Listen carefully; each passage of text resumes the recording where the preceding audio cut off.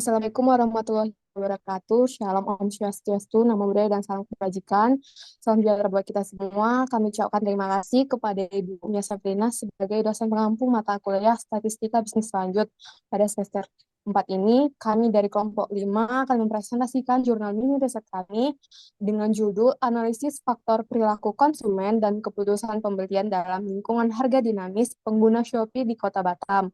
Adapun kami dari kelompok 5 terdiri dari saya Nan Campunan, Sahat, Putagaul, Retni Sriningsi, Jul Basni, Jurayan, Hadirah, Fatwa Guntur, dan selanjutnya kita akan membahas bagian yang pertama yaitu abstrak yang akan dijelaskan oleh rekan saya. Pada rekan saya dipersilahkan. Oke, terima kasih atas waktunya. Pertama yaitu abstrak. Abstrak yaitu teknik pengumpulan data yang digunakan pada penelitian ini menggunakan kuesioner yang akan disebarkan melalui media komunikasi online dengan memanfaatkan media sosialnya, khususnya pada WhatsApp dan Instagram yang diperuntukkan 68 orang responden berasal dari perhitungan yang show yaitu pengguna aplikasi dan website Shopee. Selanjutnya, akan diolah menggunakan aplikasi statistik SPSS dengan metode analisis prinsipal komponen analisis. Dihasilkan 6 faktor yang mempengaruhi keputusan konsumen Shopee untuk melakukan pembelian pada lingkungan harga yang dinamis, antara lain yaitu kesadaran harga, dinamis pada e-commerce, persepsi harga, pengalaman berbelanja, kepercayaan pada sistem, strategi membeli, dan masalah privasi. Sehingga disarankan untuk Shopee dapat fokus pada membangun dan mengembangkan faktor-faktor yang terdapat dalam penelitian ini, yaitu kesadaran harga dinamis pada e-commerce, pengalaman berbelanja, kesadaran harga dinamis, masalah privasi, persepsi harga, strategi pembeli, dan niat perlindungan diri. Maka diperlukan suatu pemahaman mengenai perilaku pelanggan dan bagaimana reaksi pelanggan terhadap penetapan harga yang dinamis, terutama dalam membuat pelanggan dan penjual disadar akan dengan solusi penetapan harga yang dinamis yang menjadi win-win solution antara penjual dan pembeli sehingga akan membentuk keputusan pembelian konsumen yang baik. Kata kuncinya yaitu faktor harga dinamis, Shopee, prinsipal komponen analisis. Selanjutnya akan saya kembalikan kepada rekan saya.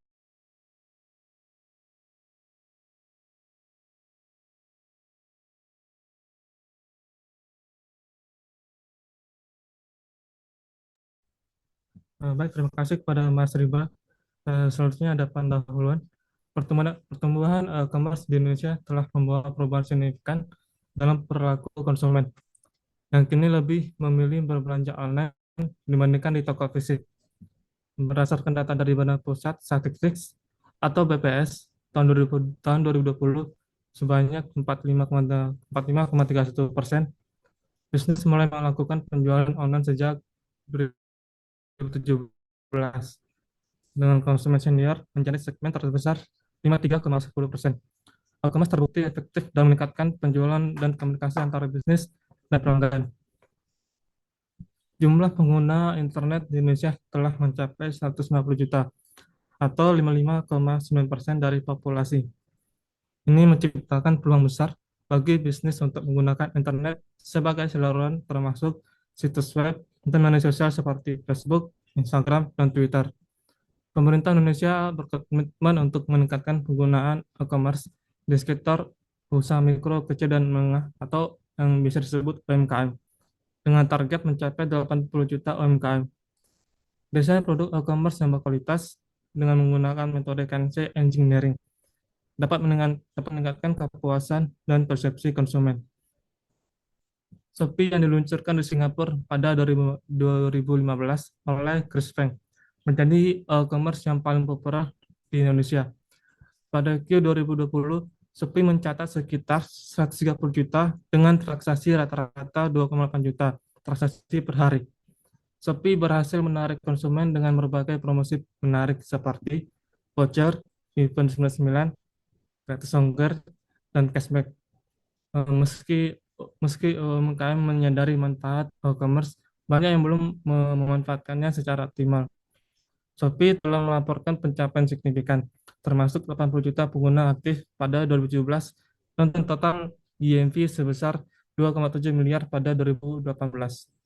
Promosi yang agresif dan penawaran menarik membuat Shopee menonjol di pasar e-commerce Indonesia. Namun, sebaliknya jenis produk dan promosi bisa berdampak negatif pada pengalaman konsumen. dengan beberapa aplikasi e-commerce menghadapi keluhan terkait pembelian atau pelanggaran privasi.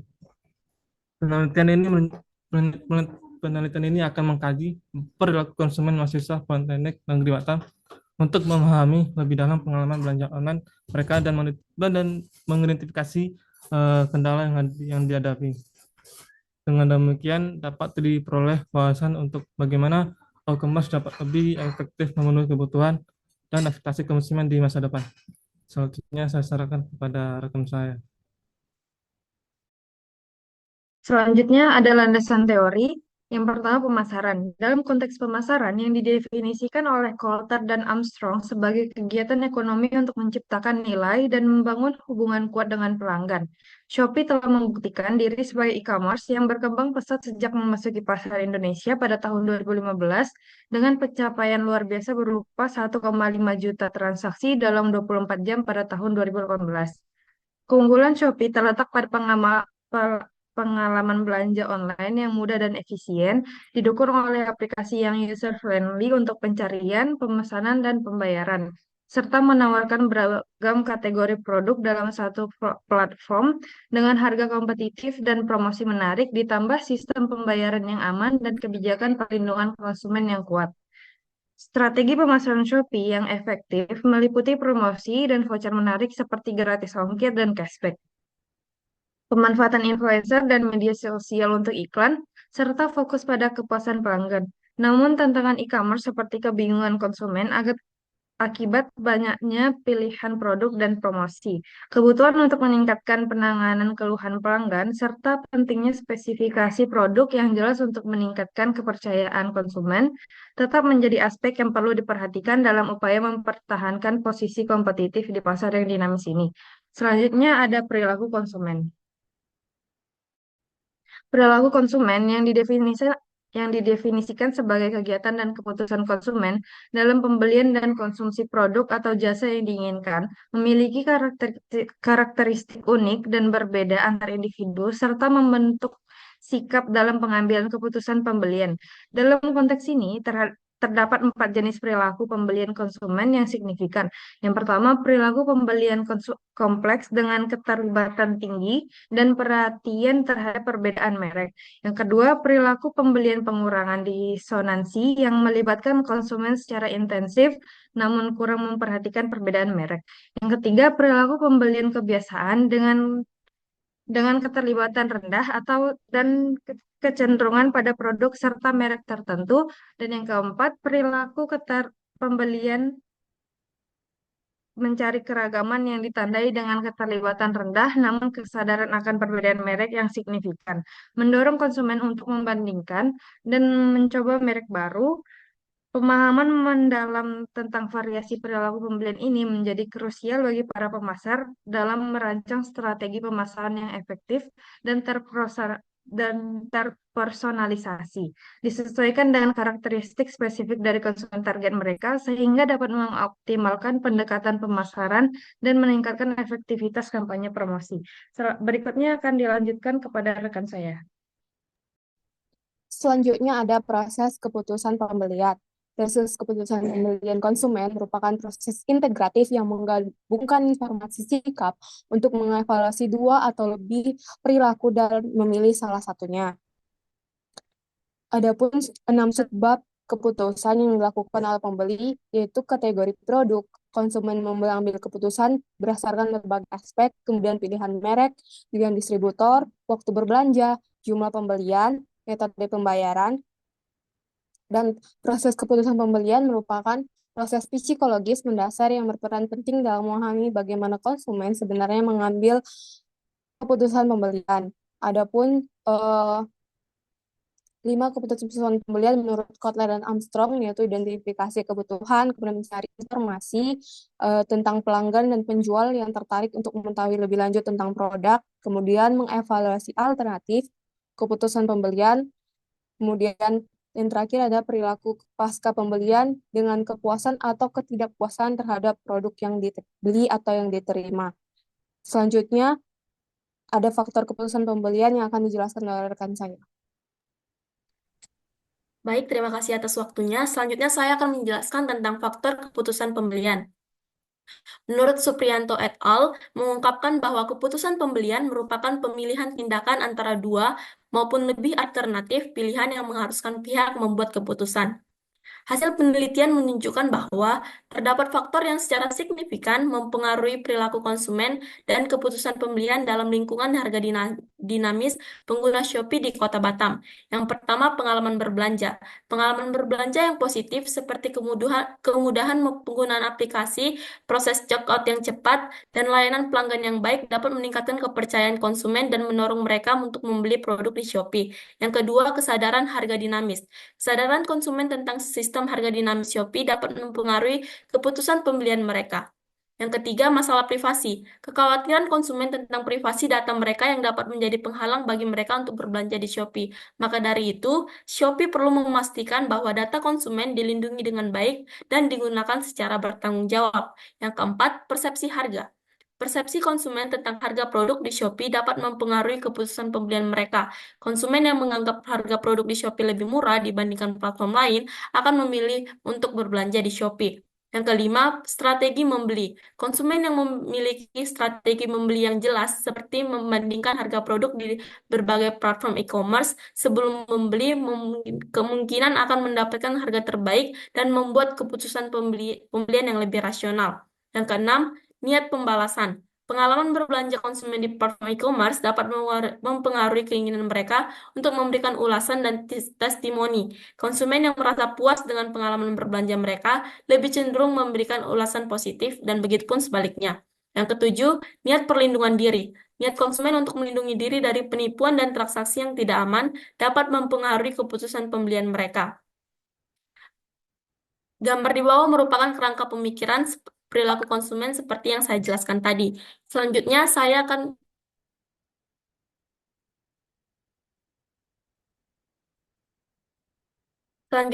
akan menjelaskan tentang harga. Harga merupakan sebuah nilai yang ditetapkan terhadap sebuah benda yang memiliki manfaat dan memiliki nilai jual untuk memenuhi kebutuhan bersama. Adanya harga produk yang ditawarkan memperlihatkan terhadap adanya kualitas dan kuantitas sebuah produk. Baik, taktik analitik melalui e-commerce cukup penting dalam menetapkan strategi penetapan harga di media sosial dan memungkinkan penjual online melalui Shopee untuk menyediakan harga yang terjangkau atau murah pada saat tanggal khusus. Sedangkan indikator harga menurut Saputra sebagai berikut. Yang pertama, keterjangkauan harga. Yang kedua, kesesuaian harga dengan kualitas produk. Dan yang ketiga, kesesuaian harga dengan manfaat dan harga sesuai kemampuan atau daya saing. Konsumen akan mempertimbangkan apakah harga yang produk yang ditawarkan kompetitif dibandingkan dengan produk lain. Materi berikutnya, metode penelitian akan dijelaskan oleh rekan saya, Retni. Terima kasih rekan saya akan menjelaskan tentang metode penelitian. Penelitian ini menggunakan pendekatan kuantitatif dengan metode deskriptif eksploratif.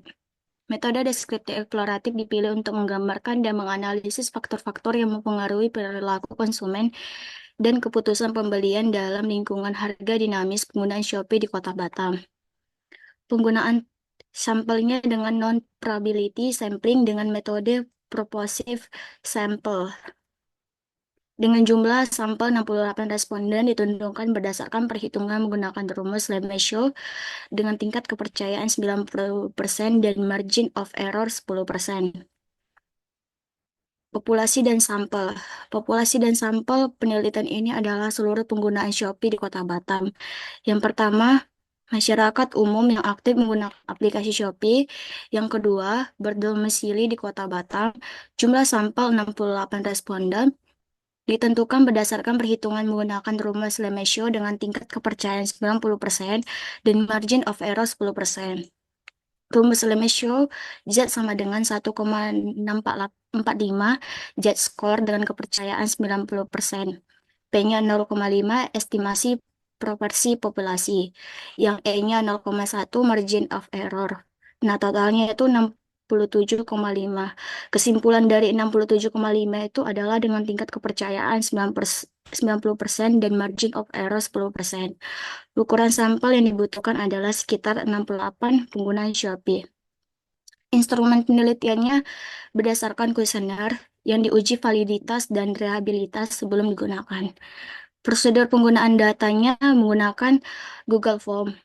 Teknik pengembalian data yaitu dengan menggunakan non-probability sampling dengan metode pervasive sampel dengan kriteria masyarakat umum yang aktif menggunakan aplikasi Shopee dan status domisili Kota Batam yang bersedia di kuesioner penelitian. Teknik pengumpulan datanya itu yang pertama menentukan judul riset, yang kedua menentukan instrumen penelitian, yang ketiga menentukan populasi, yang keempat mencari ukuran dan teknik pengambilan sampel, yang kelima mengambil kuesioner, yang terakhir mengumpulkan dan mengolah data. Hasil dan pembahasan analisis PCA. Analisis komponen utama PCA adalah prosedur statistik yang biasa digunakan dengan mengurangi dimensi kumpulan data yang besar. Hal ini digunakan mentransformasikan data ke dalam sistem koordinat baru, di mana variabel baru merupakan kombinasi linear dari variabel asli. Harun 2024. Selanjutnya akan dijelaskan hasil uji kelayakan oleh rekan saya, Julian. Baik, terima kasih kepada rekan saya Rifni. Selanjutnya saya akan membahas hasil uji kelayakan. Nilai KMO yang tinggi lebih dari 0,5 menunjukkan data yang cocok untuk analisis faktor. Nilai KMO 0,832 mengindikasikan kecukupan sampel yang memuaskan antara 0,8 dan 0,9. Hasil uji ini menunjukkan bahwa matriks korelasi berbeda signifikan dari matriks identitas. Nilai chi-square sebesar 421,28 dengan 66 derajat kebebasan dan tingkat signifikansi kurang dari 0,001 menunjukkan korelasi antar variabel cukup besar untuk analisis komponen utama atau PCA. Yang kedua itu ada hasil anti-max matrix. Anti-max covariance matrix menunjukkan variance dan covariance variabel setelah faktor diekstraksi dihilangkan. Nilai lebih besar dari 0,5 menunjukkan data cukup baik untuk analisis faktor. Nilai pada nilai diagonal utama mendekati atau lebih besar dari 0,5 untuk covariance dan mendekati 1 untuk correlation, menunjukkan kecocokan data untuk analisis faktor. Matriks anti gambar dapat mengidentifikasi variabel dengan korelasi tinggi yang menjadi prediktor penting dalam analisis regresi. Untuk selanjutnya saya serahkan kepada saya, Nani. Selanjutnya ada hasil uji komunalitis. Berdasarkan gambar di atas, kita dapat melihat bahwa semua nilai ekstraksinya berada di atas 0,5 dan variance ini cukup untuk dijelaskan, dan komunalitis ini menunjukkan bahwa setiap variabel terwakil oleh komponen utamanya dan variabel ini dapat diekstraksi dengan faktor-faktornya. Selanjutnya ada total variance explain akan dijelaskan oleh rekan saya. Baik, terima kasih. Selanjutnya hasil total variance explained yaitu variance mengukur seberapa banyak nilai data individu menyimpang dari rata-rata. Variance yang tinggi menunjukkan penyebaran data yang luas, sedangkan variance yang rendah menunjukkan data yang terpusat. Pada komponen pertama, menjelaskan bahwa 46,070% dari variance total hari ini berarti bahwa komponen pertama mampu menjelaskan hampir setengah dari variance data. Kemudian ada komponen kedua menjelaskan 13,88% dari variance total. Komponen ketiga menjelaskan 8,34%, bahwa kedua komponen ini juga berkontribusi secara signifikan. Kemudian ada komponen keempat hingga ke-11 memiliki persentase yang lebih kecil namun masih memberikan kontribusi. Kemudian komponen ke-10 hingga ke-12 memiliki persentase yang paling kecil namun masih penting untuk dipertimbangkan jika mendapatkan pemahaman yang menyeluruh tentang data. Selanjutnya ada tentang analisis plot. Dua komponen pertama memiliki nilai agent lebih besar dari satu, yang di mana kriteria untuk mempertahankan komponen total variance yang dijelaskan oleh komponen-komponen ini harus dipertimbangkan saat memutuskan berapa banyak komponen yang akan dipertahankan untuk analisis lebih lanjut. Kemudian ada hasil komponen matriks. Berdasarkan interpretasi mengenai matriksnya, bahwa komponen pertama memiliki korelasi tinggi dengan variabel X2, X3, X4, X5, dan X9. Hal ini menunjukkan bahwa komponen 1 memiliki faktor yang terikat erat. Kemudian ada komponen 2 memiliki korelasi tinggi dengan variabel X6 dan X11, di mana menunjukkan komponen 2 ini mewakili faktor yang terkait erat dengan variabel tersebut, kemudian disusul variabel X2, X3, X4, dan X5 memiliki relasi tinggi dengan beberapa komponen. Variabel ini kompleks dan berkontribusi pada beberapa faktor secara bersamaan. Terakhir, variabel X6 dan X11 memiliki korelasi tinggi dengan satu komponen utama. Hal ini menunjukkan variabel-variabel ini lebih sederhana dan berkontribusi pada faktor utama secara dominan. Selanjutnya akan dijelaskan oleh rekan saya. Silakan. Selanjutnya ada hasil rotasi.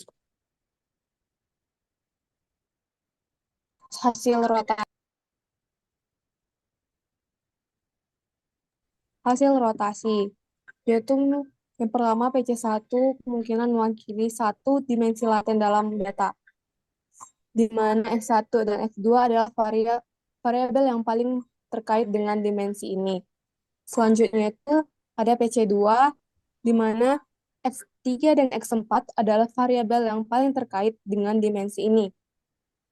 Tabel dalam gambar menunjukkan hasil rotasi Varimax, di mana rotasi Varimax adalah teknik yang digunakan untuk memutar PC, sehingga nilai matriks komponen berputar lebih mudah untuk diinterpretasikan.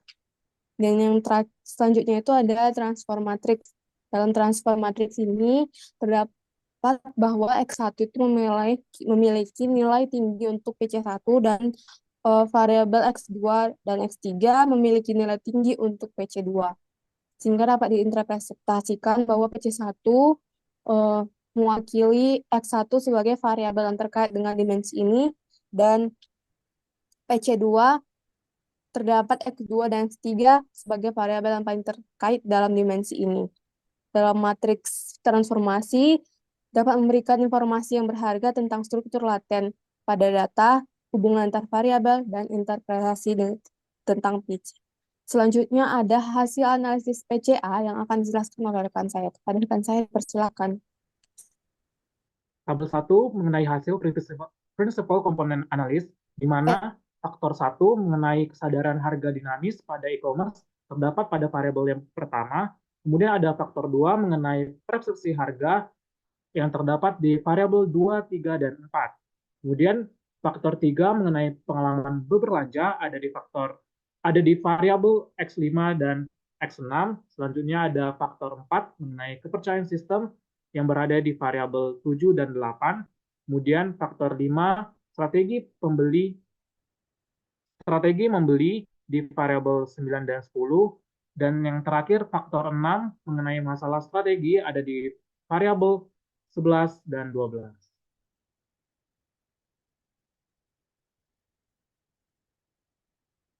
Pada penelitian ini dihasilkan bahwa terdapat 6 faktor perilaku konsumen dan keputusan pembelian dalam lingkungan harga dinamis pada e-commerce Shopee, yang antara lain yaitu kesadaran harga dinamis pada e-commerce, persepsi harga, pengalaman berbelanja, kepercayaan pada sistem, dan strategi membeli dan masalah privasi. Selanjutnya saya akan berikan kepada rekan saya, disilakan. Oke, selanjutnya itu pada kesimpulan. Kesimpulan di sini itu berdasarkan hasil penelitian dan pembahasan, maka dapat ditarik kesimpulan bahwa dari 7 faktor pada penelitian Victor et al. 2018, faktor nilai pembalasan tidak menjadi pertimbangan konsumen dalam menerima suatu harga dinamis di Shopee Batam. Terdapat 6 faktor yang menjadi pertimbangan konsumen dalam menerima suatu harga dinamis Shopee di Batam, antara lain yaitu kesadaran harga dinamis pada e-commerce, persepsi harga, pengalaman berbelanja, kepercayaan pada sistem, dan strategi membeli dan masalah privasi. Berikut adalah referensinya. Oke, mungkin cukup sekian dari kelompok kami. Kurang lebihnya mohon maaf. Saya tutup. Wassalamualaikum warahmatullahi wabarakatuh.